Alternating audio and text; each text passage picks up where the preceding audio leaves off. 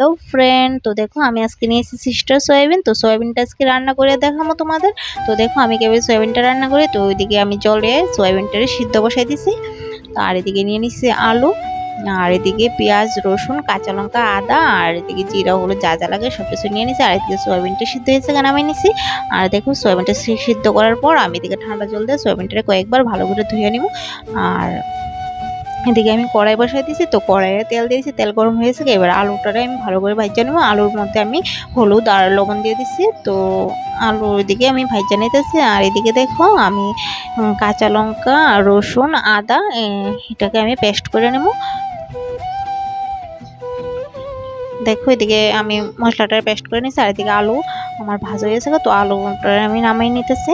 আর হ্যাঁ, এই তেলে আমি সোয়াবিনটারও একটু ভাজা নেবো। তো সোয়াবিনটারে আমি একটু হলুদ আর লবণ দিয়ে সোয়াবিনটারে আমি ভাজা নিতেছি।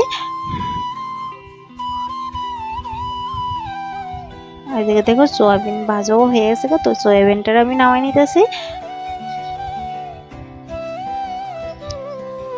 তারপর আমি আবার কড়াইয়ে একটু তেল দিয়ে দিছি, দিয়ে এবার এর মধ্যে দিছি তেজপাতা, পেঁয়াজ কুচি, আর এখানে একটু বড় করে কেটে রাখা, বড় করে টুকরো করে কেটে রাখা পেঁয়াজ, আর এখানে আদা, রসুন, কাঁচা লঙ্কা পেস্টটা দিয়ে ভালো করে এবার মশলাটা কষাবো। এদিকে দেখো একটু শুকনো লঙ্কা গুঁড়ো, জিরা গুঁড়ো, হলুদ গুঁড়ো, একটু জল দিয়ে দিছি, দিয়ে তারপরে মশলাটা এবার ভালো করে কষে নিতেছি।